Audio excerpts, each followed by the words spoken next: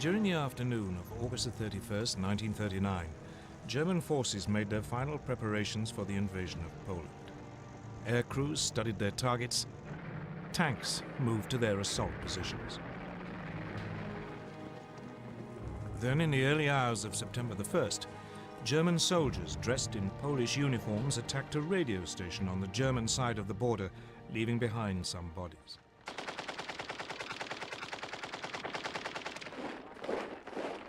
This was the aggression which Hitler later used to justify his attack.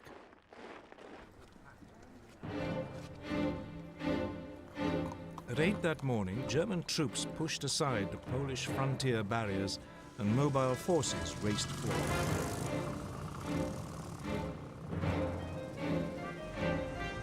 2 days later, on September the 3rd, Britain and France declared war, honoring their promise to stand by Poland. But by then, the Poles were in deep trouble. They were not only outnumbered, but facing a new form of warfare for which they were ill-prepared. Blitzkrieg.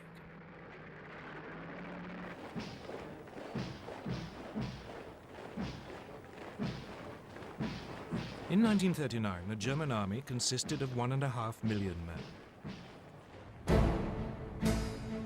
Its elite were the panzers, tanks, 6 armored divisions and 4 light divisions intended for reconnaissance, a total of 2,400 tanks. These had been designed to break through an enemy's defenses and strike deep, cutting communications and spreading confusion.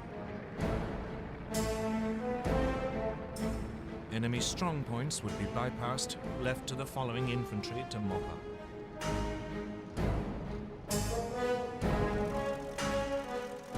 The new German Air Force, the Luftwaffe, was also designed for Blitzkrieg. It had 2,500 aircraft lined up against the Poles. The most notorious was the Junkers Ju-87 Stuka dive bomber. It was a form of flying artillery, making pinpoint attacks in support of the fast-moving ground forces. The Poles could muster just 600 planes. On the ground, it was just as bad. Poland's army was just 500,000 strong. It had only 880 tanks. It even had 11 brigades of cavalry, lances and horses against armor. But it wasn't just numbers that gave the Germans their advantage. They used their panzers in a radically new way, as separate, hard-striking units. The Polish tanks were dispersed to support their infantry. The Poles' task had been made even more difficult by the German takeover of Czechoslovakia. The west of the country, including the capital Warsaw, was now surrounded on 3 sides by German-controlled territory. This geographical advantage was essential to Germany's grand plan. The task of the first thrust of the tanks was to create an initial breakthrough. But actually winning the war depended on deep pincer movements designed to surround and crush the enemy. These would come from Army Group North under General Fedor von Bock. He would launch 2 thrusts from northeast Germany and East Prussia. Army Group South under General Gerd von Rundstedt would launch 2 more from Silesia and Slovakia. The aim would be for the pincers to meet near Warsaw and Brest-Litovsk.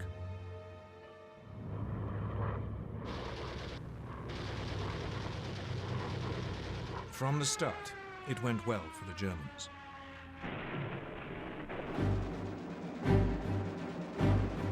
The Polish Air Force was effectively eliminated within the first 2 days.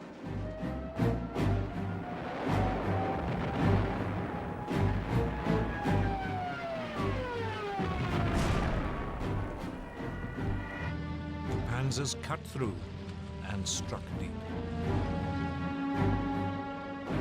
Stukas and medium bombers proved devastatingly effective.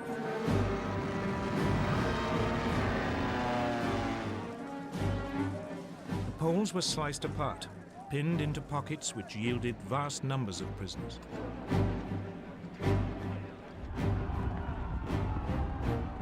Legend has it that some Polish cavalry units gallantly tried to attack the panzers, but it was futile.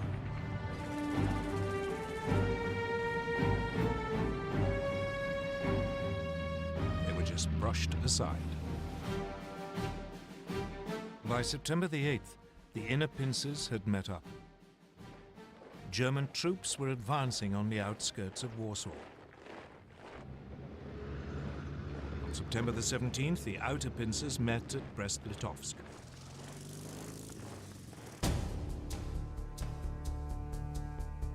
On the same day, Soviet forces crossed the eastern Polish frontier as part of the agreement reached between Hitler and Stalin in the Nazi-Soviet pact. The Polish army was now in full retreat, its government fleeing abroad. Warsaw, however, fought on.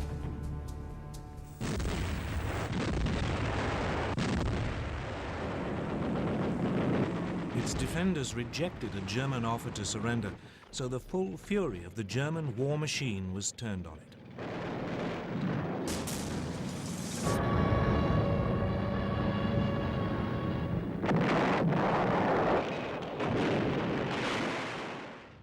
Watching it all was Adolf Hitler, who had followed close behind his conquering army.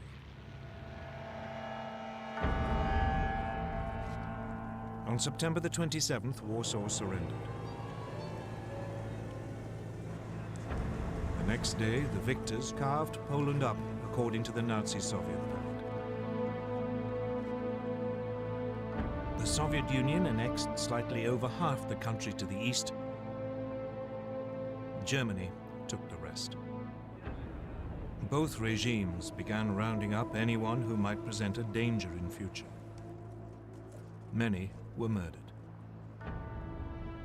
And for the first time, the Germans revealed how they would behave against those peoples in Eastern Europe whom they considered inferior. They sent in the Einsatzgruppen, special SS squads, to round up Jews.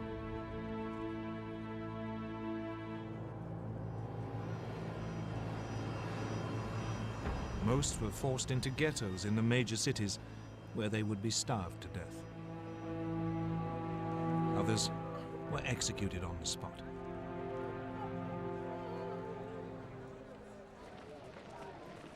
This was not, however, the end of the Polish army. More than 50,000 troops escaped and eventually reached France. There, a provisional government had been formed by General Władysław Sikorski. The Poles would fight on bravely from abroad.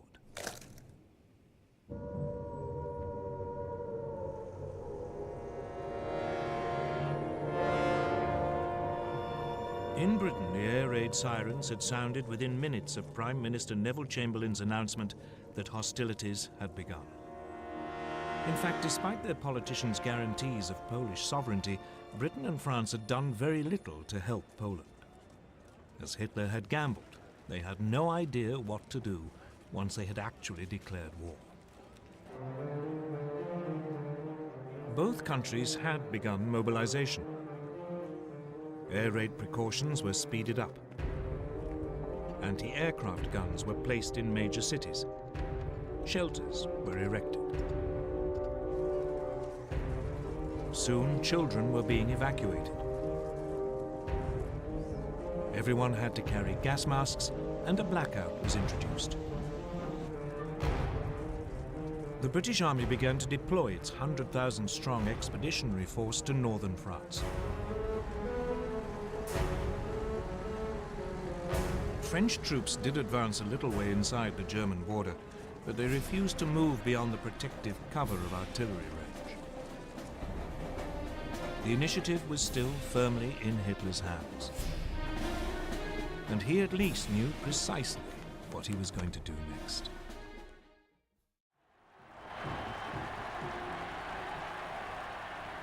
The Blitzkrieg against Poland had been a stunning success for Adolf Hitler. He had subdued an entire country in less than 4 weeks, and he was hungry for more. So he ordered his generals to plan to attack the British and French in November 1939, less than 2 months after the fall of Poland. His general staff was appalled. The bulk of the German army was still out east and had to be moved west. And there had been some serious losses in the Polish campaign. Lessons had to be learned. Polish anti-tank guns had destroyed a division's worth of the lightly armored panzers. A quarter of the aircraft used had been lost. The panzers were too light and unreliable, and they had frequently outrun both their supply columns and the marching infantry. Reluctantly, after furious arguments, Hitler agreed to wait until the following spring.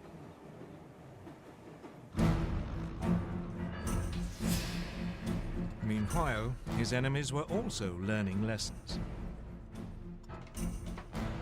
Britain had thought that bombers would be a key weapon in the coming conflict. But when on September the 4th, Britain's Royal Air Force made a daylight raid on German shipping, 7 of the 30 bombers were shot down. It soon became clear that this wasn't a one-off misfortune. In some raids, over half the aircraft were lost.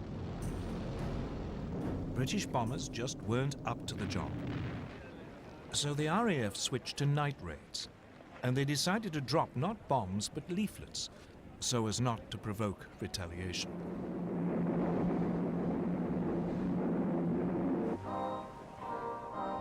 So, with the Blitzkrieg stalled and the air war quiet, the focus now went to the one remaining arena, the sea.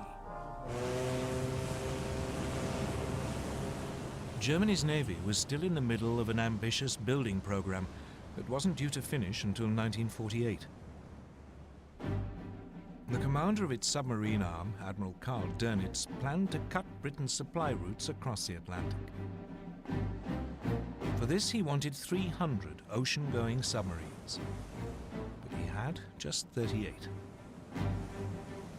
Nevertheless, Dönitz ensured that all available U-boats were at sea on September the 3rd, the first day of the war against Britain.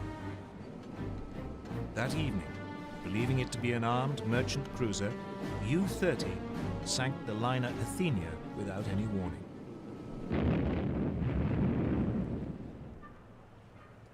A 112 lives were lost, including 26 American citizens.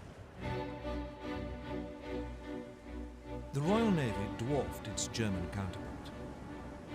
It had 12 battleships. Germany had none. It had 5 aircraft carriers. Germany, again, had none.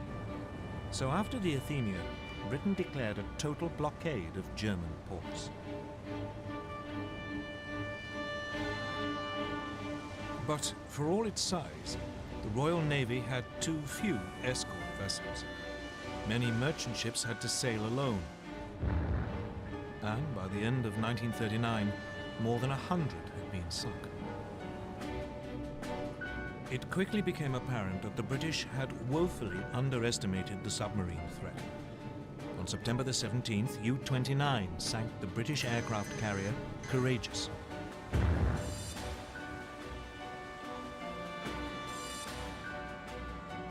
On October the 14th, the battleship Royal Oak was sunk when U-47 slipped through the defences of the British main fleet base at Scapa Flow in the Orkneys. Meanwhile, Germany's small surface fleet had also been unleashed against the sea lanes. In the North Sea, the battle cruisers Scharnhorst and Gneisenau intercepted a convoy on November the 22nd.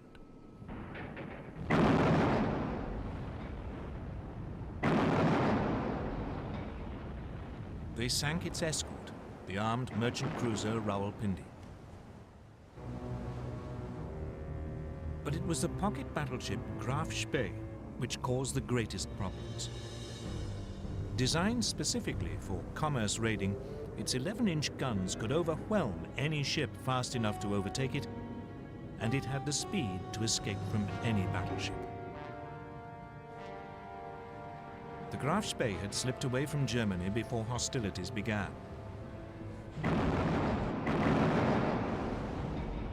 Soon it was cutting loose in the South Atlantic and Indian Oceans. Finally, 3 British cruisers, Exeter, Ajax and Achilles, intercepted it off the River Plate on the east coast of South America. The British ships damaged the pocket battleship so badly that it had to take refuge in the neutral Uruguayan port of Montevideo. The Germans were then fooled into thinking that a more powerful British force had arrived. When the Graf Spee was commanded to leave port, her captain scuttled her rather than risk annihilation.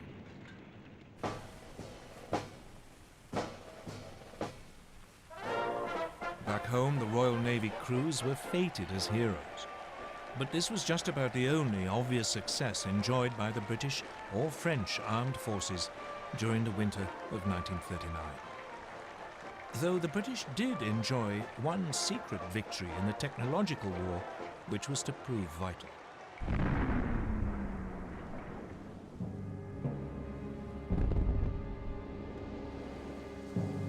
As soon as the war began, Britain began to lose large numbers of ships to German mines. What was so mysterious was that the ships didn't seem to have actually struck them. The mines had simply exploded as the ships passed nearby. Then, on the night of November the 22nd, 1939, a German plane was spotted dropping a mine at low tide in the Thames estuary. Disarmed and rescued from the mud, the mine was found to be set off by the magnetic signature of a ship passing close by. The solution was to reduce a ship's magnetic signature by hanging a copper cable round the hull and then passing an electric current through it, a process called degaussing. Once degaussing was applied to all ships, the danger from the magnetic mine was massively reduced. But otherwise, as 1940 began, the war was quiet. The two sides did little during the winter except to patrol, train, and try to keep warm, for it was a particularly cold one. An American journalist called it the phony war. For the Germans, it was the Blitzkrieg.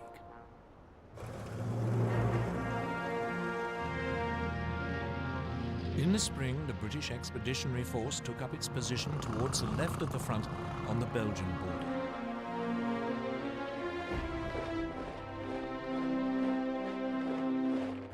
But it was dwarfed by its French ally. France had some 100 divisions along the Belgian and German frontiers or in reserve nearby. This imbalance meant that the British commander, Lord Gort, had to go along with the ideas of the French general Maurice Gamelin. And these were entirely defensive. French hopes were pinned on the massive ramparts of the Maginot Line. A series of fortifications, it ran from Switzerland to Belgium along the French-German border. The Maginot Line was considered to be completely impassable and would ensure that French territory remained safe. But otherwise, the Allies had no idea of how actually to defeat Germany. Instead, they brought up their forces and prepared for a repeat of World War I.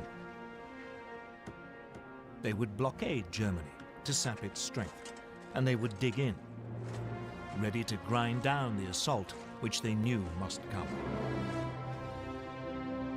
None of their commanders seemed to consider that the Germans might have totally different ideas, or that the next moves might come in a completely different arena. Scandinavia.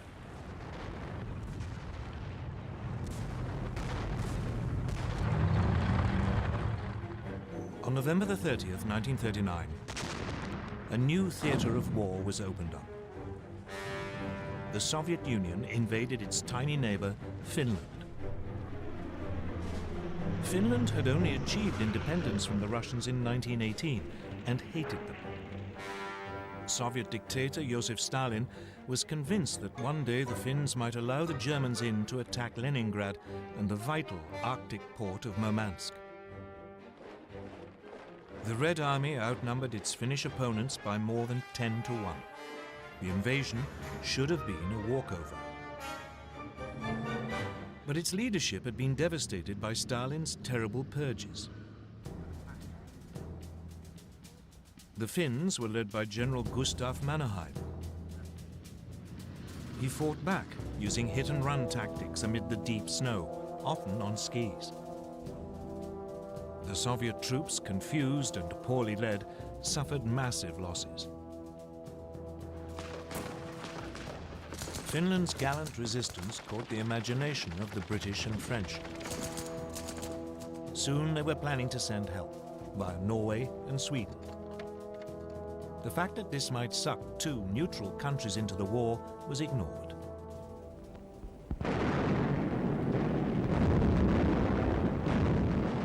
But a renewed Soviet offensive at the beginning of February broke the Finnish defensive line. In early March, the Finns had to cede territory to Stalin. By now, Hitler too had become interested in Scandinavia.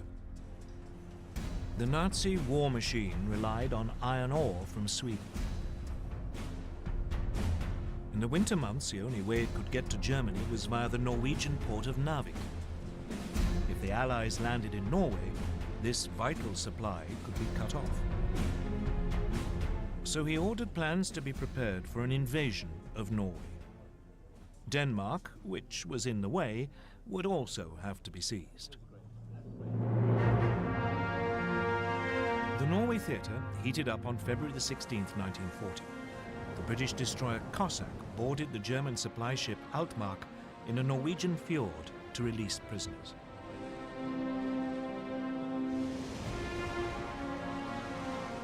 Then, on April the 9th, German troops began landing at 5 ports: Oslo, Kristiansand, Bergen, Trondheim, and Narvik. At the same time, men of their newly formed German parachute division seized Stavanger and Oslo airfields. The Norwegian defenders were swiftly overwhelmed, as were the Danes. German forces occupied their country within 24 hours. In Norway, the Germans moved swiftly to link up their beachheads and seize all the major towns. In the air, the Luftwaffe had total control. The Allies now responded. A landing force was dispatched to recapture Narvik. French and Norwegian forces achieved this on May the 28th. But a substantial German force was now approaching. So 6 weeks later, the Allies abandoned Norway to its fate.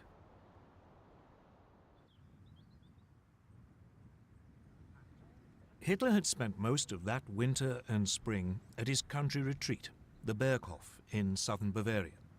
For him, the events in Scandinavia were a sideshow. Instead, he was preparing for his next major Blitzkrieg against Britain and France. The first plan his generals brought him had a familiar ring to it. The Germans would advance into Belgium, aiming to swing down towards Paris. It was a repeat of the Schlieffen Plan, which the Germans had used at the start of World War I. The Allies were expecting this, and their main strategic discussion was how to prepare for it. When the Germans attacked, the Allies planned that their forces west of the Maginot Line would swing forward into Belgium to hold them on the shorter and more defensible line of the rivers Dyle and Meuse.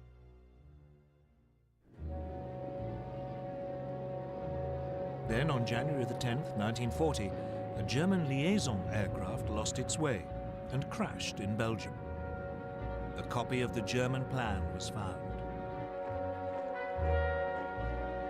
This convinced the Allies that their Dyle plan must be right, and they deployed their troops accordingly.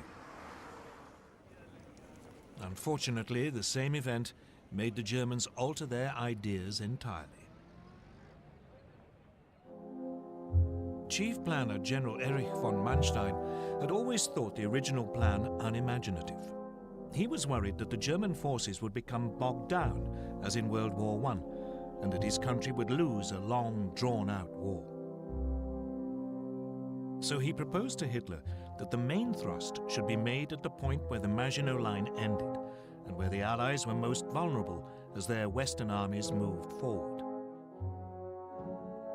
Virtually all Germany's panzers would be gathered opposite the Ardennes in southeast Belgium. The Allies considered this hilly and wooded area almost impassable for tanks. It was, therefore, lightly defended. The plan was to drive deep behind the Allied armies, which would have advanced into Belgium. They could then cut them off, and all the forces sitting in the Maginot Line would be bypassed. It was a high-risk strategy.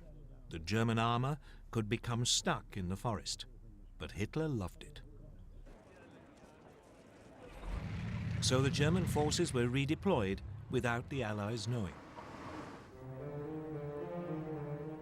The Allies, meanwhile, prepared for their long defensive war.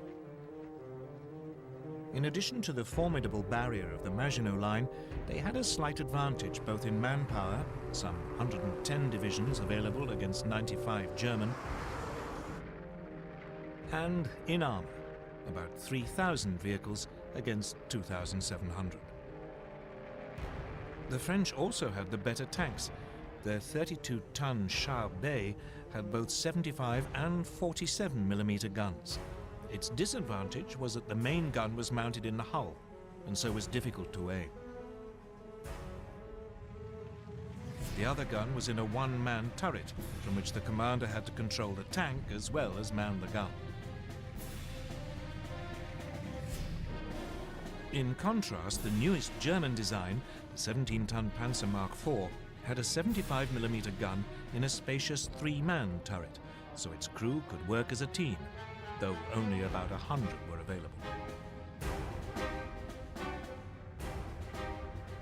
The other main French tanks also had guns which matched those of their German counterparts, but again the French had the one-man turret. The one area where the Germans had a clear advantage was in the air. The Luftwaffe had 2,000 bombers, the Allies just 800. The Luftwaffe had 4,000 fighters, including the ultra-modern Messerschmitt Bf 109. They faced just 2,500, mainly older aircraft. The Royal Air Force did have about 800 excellent Spitfire and Hurricane fighters, but it was keen to keep them for home defense. But the main difference between the two armies was in philosophy. Everything the Germans did was focused on the possibilities of Blitzkrieg. All their armor was grouped in 10 independent panzer divisions. But the French were preparing for a repeat of the static fighting of World War I. They saw tanks as infantry support and distributed them piecemeal instead of concentrating them. They had noticed the success of Germany's panzers in Poland, so they were assembling 3 armored divisions. But by the start of hostilities, none was fully operational. 2 totally different ways of military thinking were about to go head-to-head. Blitzkrieg against static warfare. The summer of 1940 would soon show which was correct. On May the 10th, 1940, Winston Churchill became Prime Minister of Britain. He couldn't have picked a worse day. That was the day Hitler chose to launch his Blitzkrieg against France and Britain. At dawn, a whole German airborne division parachuted into Holland to seize bridges and airfields. Simultaneously, the massive Belgian fortress of Eben-Emael was assaulted. Paratroop engineers were dropped on top by swooping German gliders. They swiftly silenced its guns. Meanwhile, the Luftwaffe attacked Dutch and Belgian air bases. Then the frontier barriers were pushed aside. And Hitler's Army Group B, under General Fedor von Bock, now drove into Holland and Belgium.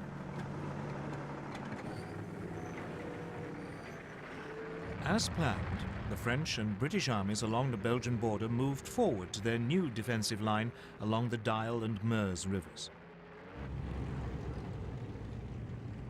But none of the Allied commanders seemed to have noticed that German Army Group A, which had the bulk of the panzers, after brushing aside the Belgian frontier troops, had now begun driving through the hills and woods of the Ardennes to their south.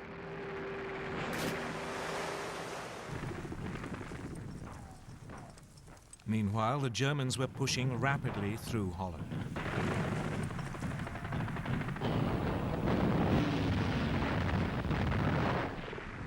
The obsolete Dutch army was no match for the highly tuned German war machine. And it was under continual heavy air attack by the Luftwaffe, which roamed the skies unchallenged. On May the 14th, the Germans demanded the surrender of the port of Rotterdam.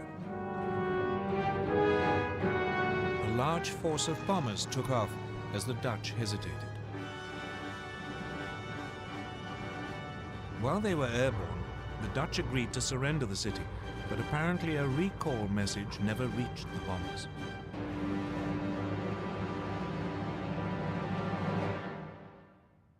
Rotterdam was devastated. The Dutch capitulated the next day.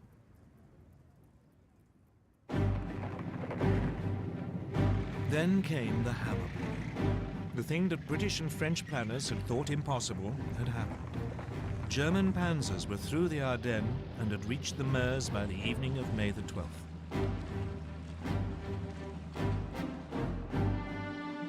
Among the first to arrive at Sedan, well north of the Maginot Line, were the men of the 19th Panzer Corps, commanded by General Heinz Guderian, fresh from the triumphs in Poland.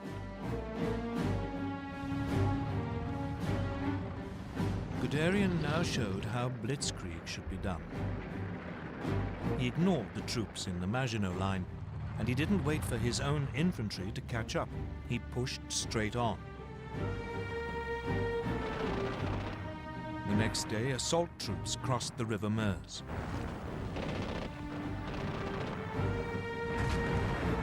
Engineers began building bridges for the armor while under heavy French fire.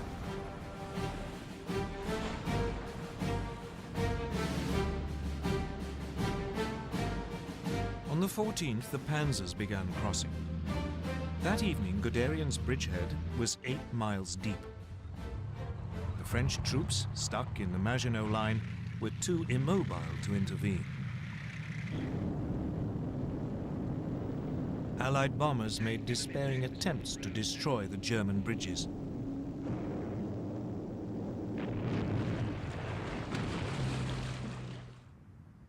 But most were shot down.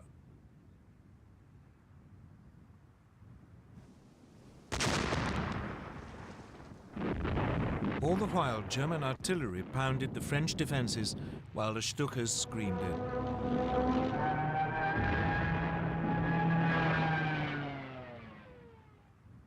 Just 3 days after the attack had been launched, the French defenders around Sedan broke. Guderian's panzers began racing westwards. By nightfall, they had advanced more than 40 miles behind the northern group of Allied armies. These had been holding firm on the Dial line, but now the French Supreme Commander, General Gamelin, realized that they were about to be encircled. He ordered them to fall back. This sudden decision to withdraw bewildered the Allied troops, who had no idea what was going on behind them. As they fell back, they were hindered by a growing flood of refugees clogging the roads. That day, the French Prime Minister Paul Reynaud phoned Churchill. He said, "We are beaten. We have lost the battle." But for all the brilliance of the Blitzkrieg, the Germans were vulnerable. As the panzers raced westwards, they created an ever longer corridor just a few miles wide. The Allies realized that this was open to counterattack. The bulk of the German army was still totally dependent on horsepower or its own feet for transport, so the gap between the rampaging panzers and the follow-up infantry grew with every hour.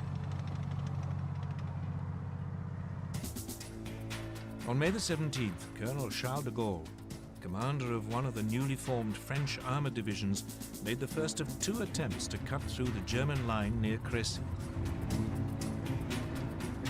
But the cumbersome French command system meant that units were sent into battle piecemeal, not in a coordinated thrust.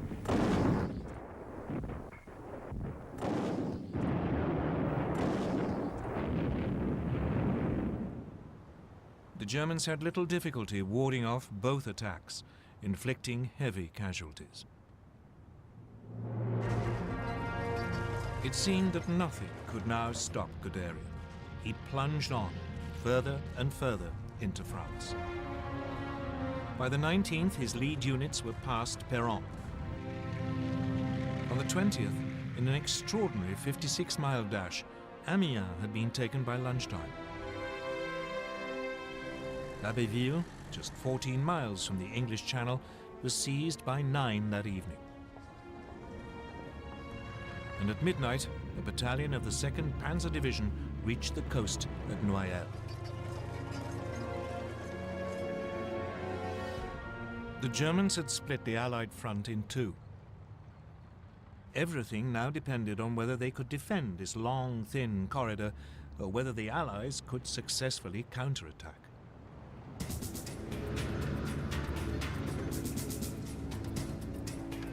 So now the British got ready to break the German lines. On May the 21st, 2 armoured battalions prepared to launch an attack south of Arras. The British tanks were even more unsuited to fast-moving armoured warfare than the French. Their most effective machine, the Matilda II, had been designed for infantry support. Though well armoured, it was slow and undergunned.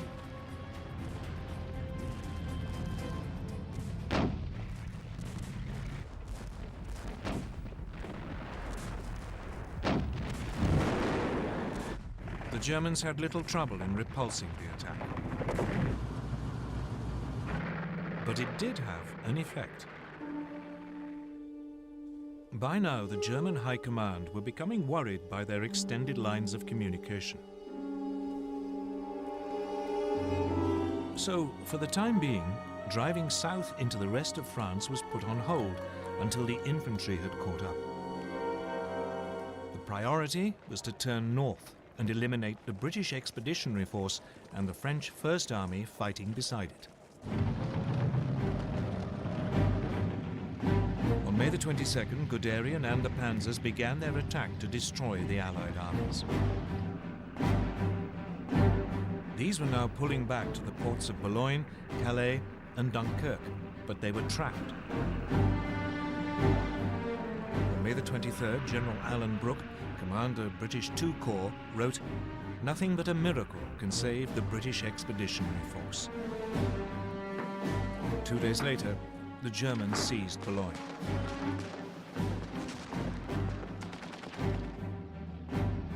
it was beginning to look as if even a miracle would be too late. May the 25th, 1940. The situation of the British Expeditionary Force and the French First Army was desperate. The port of Boulogne had been overrun. German troops had isolated Calais. The British were being forced back to the port of Dunkirk. Lord Gort, the British commander, advised his government that the only hope of saving even a fraction of his troops was to organize an evacuation by sea.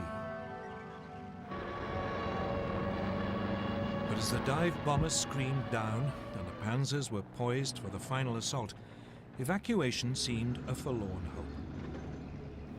The British anticipated that Dunkirk would be overrun within a day. But unknown to the British, Hitler and the German High Command had made a decision which was to save them from total annihilation. The Germans were only too aware that their panzer crews were exhausted and their machines needed urgent repairs. Those attacks by de Gaulle and the British may have failed, but they have shown very clearly how vulnerable the German lines of communication were. This was the great weakness of Blitzkrieg. So the High Command made a fateful decision. It decided to stop the panzers' advance to save them from further damage and wait for the infantry to come up. Only then would the Allied pocket around Dunkirk be eliminated. So the Blitzkrieg was halted and the panzers lay idle.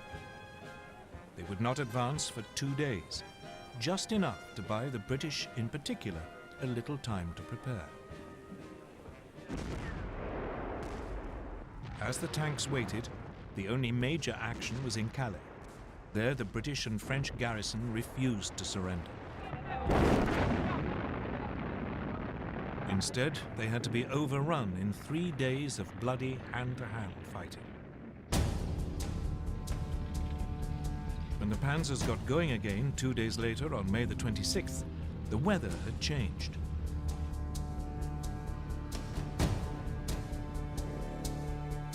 The Germans became bogged down in the heavy rain, again giving the Allies more time. So it was that at 7:57 p.m. on May the 26th, Vice Admiral Bertram Ramsay, flag officer commanding Dover, received a signal that he was to put Operation Dynamo into action. Operation Dynamo was a plan to withdraw the British Expeditionary Force by sea. He had prepared it more in hope than expectation that it could ever be used. The following day, a makeshift fleet of destroyers, tugs, and passenger ferries crossed the English Channel. But by the end of the day, less than 8,000 of the over 300,000 troops at Dunkirk had been rescued.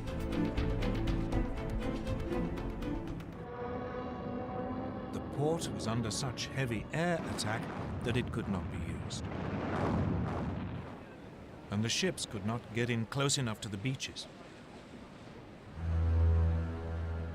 So Ramsay now sent out a call for any boats of shallow draft that were over 30 feet long.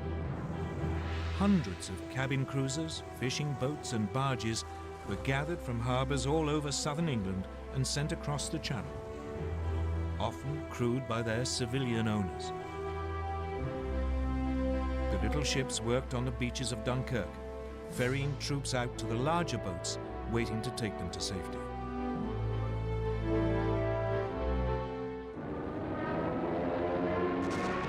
All the time, they were under constant air attack.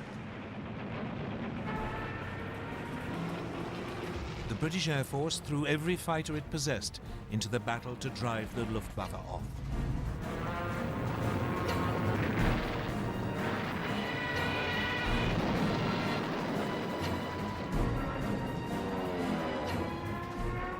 Even so, 7 French and 6 British destroyers were sunk, together with 24 smaller warships.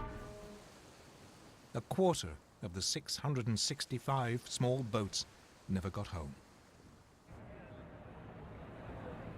But when the evacuation was halted on June the 4th, over 300,000 men, 41% of them French, had been rescued.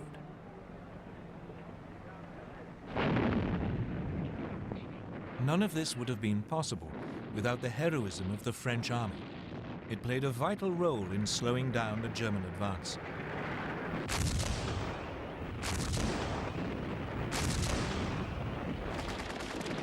The French rearguard didn't leave its positions around Dunkirk until the last boats had pulled away from the beaches.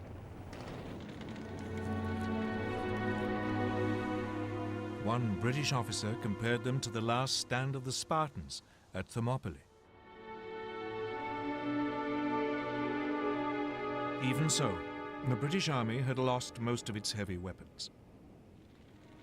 It wouldn't be fit to fight the Germans again for a long time. France still had to fight on, but it had lost more than half its army. Against them, the Germans had 92 divisions, including masses of armor.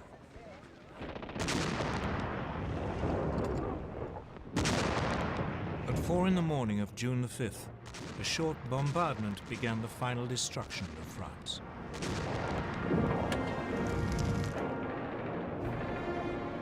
Assault troops crossed the Somme and the Aisne. At first, the French resistance was fierce, and the Germans struggled to break out of their bridgeheads. But, once again, the Luftwaffe helped crush the defenses. Soon the panzers were pushing south, and the trickle of surrendering French troops turned into a flood. By the 9th, the panzers had reached the River Seine, and the infantry were only a few hours behind. Once across the river, the Germans fanned out into the interior of the country. On the 14th, the German army marched into Paris.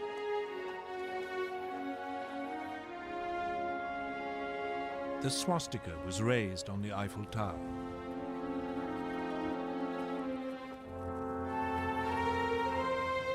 Hitler had secured the prize which had eluded the Kaiser in 1914. The Parisians could only watch in stunned horror. Throughout the period of the French collapse, Winston Churchill paid 5 visits to France, trying to bolster French resistance. On June the 16th, he even offered Paul Reynaud a union with Britain if France stayed in the fight. But it was too late. Reynaud's cabinet rejected the proposal, and the Prime Minister resigned that evening. He was succeeded by Marshal Philippe Pétain, who immediately asked the Germans for an armistice.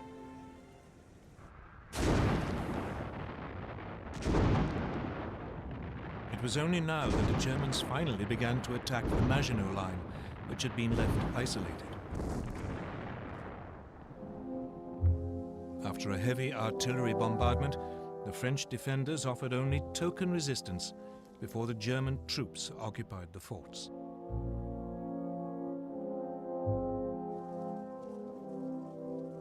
On June the 21st, Hitler went to Compiègne, where the railway carriage in which the Germans had signed the armistice in 1918 was kept.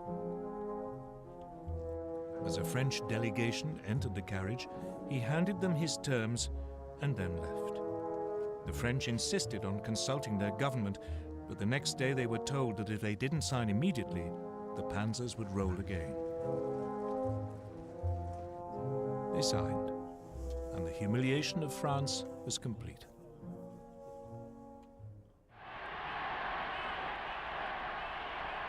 For Hitler, his control of Western Europe seemed absolute. He felt sure that Britain must now seek peace, and that soon he could turn to the next stage of his master plan. But even though the Blitzkrieg had achieved so much so fast, it hadn't won him the war. The British, battered and wounded, had escaped to fight another day.